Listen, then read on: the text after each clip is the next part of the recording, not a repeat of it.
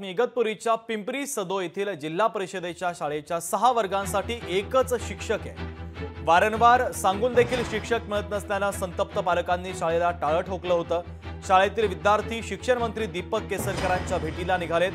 पालकांनी गट शिक्षण अधिकाऱ्यांना आता धारेवर धरले आहे। इथले अधिकारी जे असतील त्यात निलेश पाटील साहेब असतील, अशोक मुंडे साहेब असतील, यांनी आम्हाला आम्ही योग्य वेळेस त्यांच्याकडे मागणी केली होती शिक्षकाबद्दलची, परंतु त्यांच्याकडून ते काही शक्य झालेले नाही। यांनी 4 दिवसासाठी शिक्षक दिला होता, पण तो पण 4 दिवस आल्यानंतर तो गायब झालेला आहे। आमची मागणी इतकीच आहे की हे विद्यार्थी जे 1ली ते 7वी पर्यंत इथं विद्यार्थी शिकत आहे आणि कुठल्याही प्रकारचा योग्य तो नियोजन या अधिकाऱ्यामार्फत केला गेलेला नाही, अशा अधिकाऱ्यांच्या विरोधात आम्ही आज या ठिकाणी राज्याचे शिक्षक मंत्री दीपक केसरकर साहेब यांना भेटीसाठी विद्यार्थ्यांसह जात आहोत। आणि आमची मागणी एकच आहे की विद्यार्थ्यांच्या हितासाठी यांना योग्य आणि टेम्पररी नाही तर परमनंट शिक्षक मिळावा। लोकशाही मराठी ऐका, पहा, जागरूक रहा।